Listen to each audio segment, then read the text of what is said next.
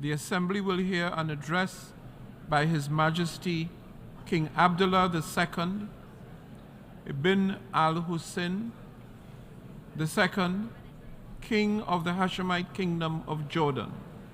I request protocol to escort His Majesty.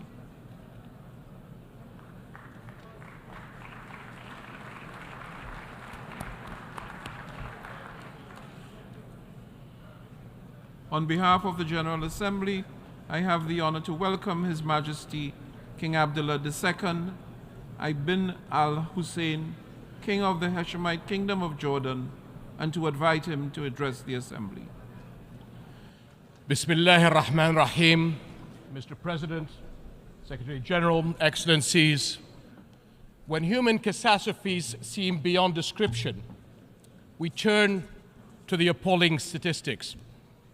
This year around the world, more than 345 million people face food insecurity, daily hunger, or starvation.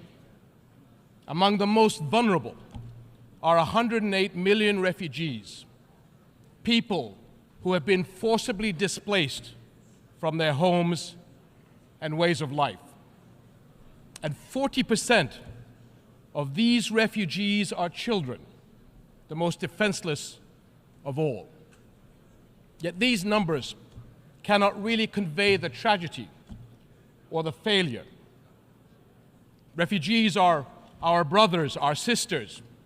They look to our countries to help end the crises that have driven them from home. Refugees are mothers, fathers, grandparents who have made perilous journeys to save their families. They are young people with big dreams and little children who deserve the chance to dream big. They depend on the international community for their survival, and multiple UN agencies provide vital services to help meet the need. But in recent months, one by one, these agencies have been delivering difficult news. A severe shortfall in international funds has forced them to cut support. Is this what we've come to? Is the international community going to watch as refugee families find themselves forced to send their children to work instead of school? In Jordan, where refugees make up over 1/3 of our 11 million population, cuts have already thrown the lives of hundreds of thousands of refugees into uncertainty. The impact of such humanitarian shortfalls is never limited to a country or a region. Fear and want bring on sharp increases in the number of refugees fleeing to Europe and beyond, on journeys that too often end in tragedy. My friends, Jordanians are serious about our duty to those in need.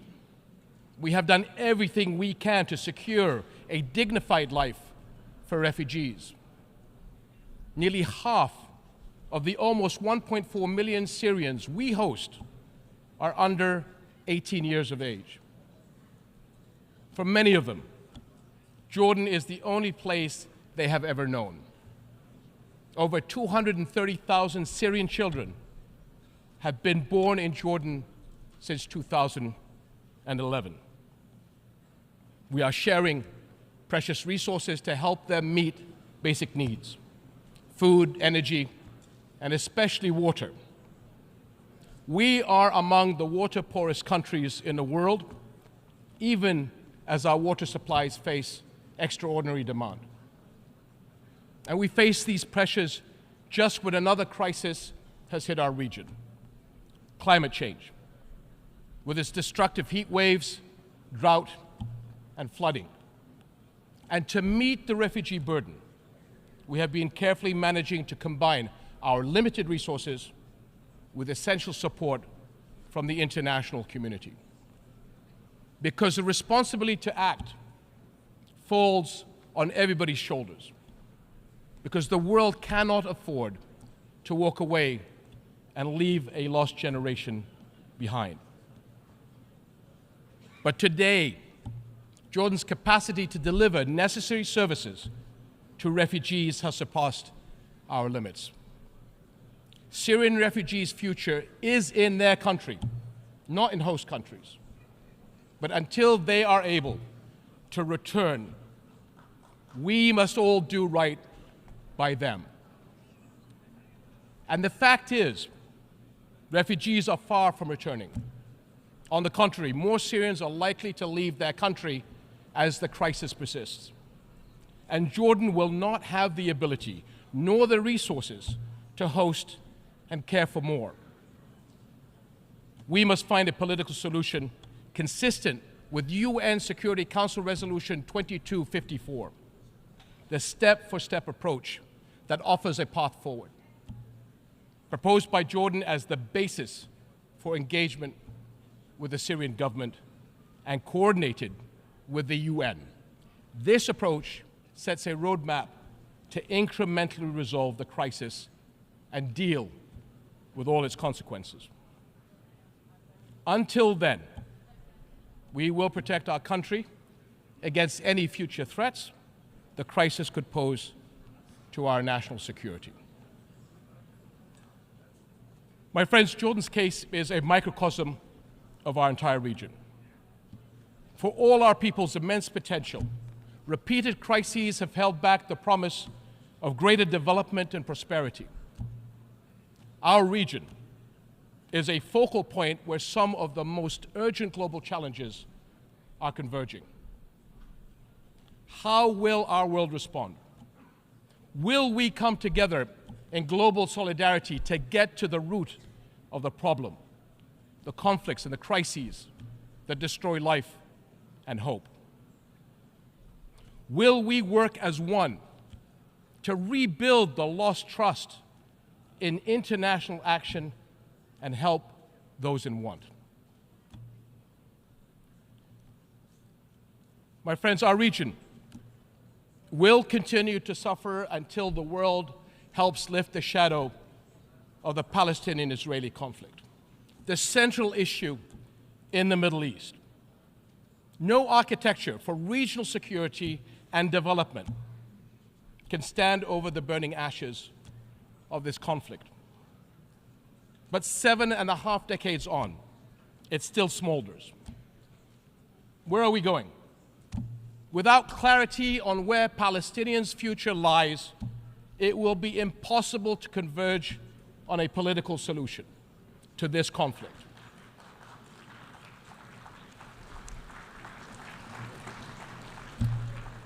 Five million Palestinians live under occupation.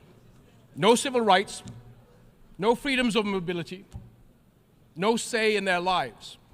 Yet every UN resolution since the beginning of this conflict recognizes the equal rights of the Palestinian people to a future of peace, dignity, and hope.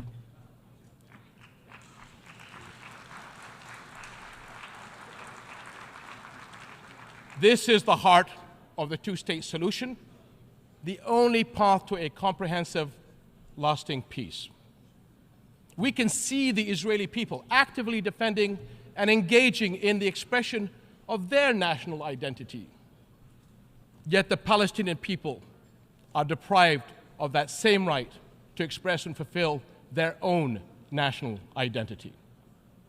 The basic requirement for that right is the establishment of their own independent and viable state on the June 4th, 1967 lines, with East Jerusalem as its capital, living alongside Israel in peace, security, and prosperity. And delaying justice and peace has brought endless cycles of violence. 2023 has been the deadliest for the Palestinian people in the past 15 years. How can people trust in global justice while settlement building, land confiscations, and home demolitions continue? Where is the global solidarity to make UN resolutions believable by people in need of our help. Jerusalem is a flashpoint for global concern. Under the Hashemite custodianship of Islamic and Christian holy sites, Jordan remains committed to safeguarding the city's identity. But preserving Jerusalem as the city of faith and peace for Islam, Christianity, and Judaism is a responsibility that we all share. And we must not abandon Palestinian refugees to the forces of despair. Sustainable funding is urgently needed by UNRWA, the UN agency that provides vital relief, education, and health services to millions of Palestinian refugees. And this is essential to protect families, keep communities stable, and prepare young people for productive lives. We must protect young Palestinians from extremists who prey on their frustrations and hopelessness by making sure they continue to learn at the schools under the blue flag of the United Nations, as the alternative will be the black flags of terror, hate, and extremism. My friends, we come together here as partners to deal with our challenges and shape a better future. We speak here for our people. We speak for families and the younger generations. We speak for victims of conflict, displacement, hunger, climate challenge, disasters, and more. They are not mere statistics. They are our fellow human beings sharing our world. Only by restoring trust, only by acting in solidarity, will we create the future all our peoples desire and deserve. We cannot allow for a lost generation on our watch. Thank you.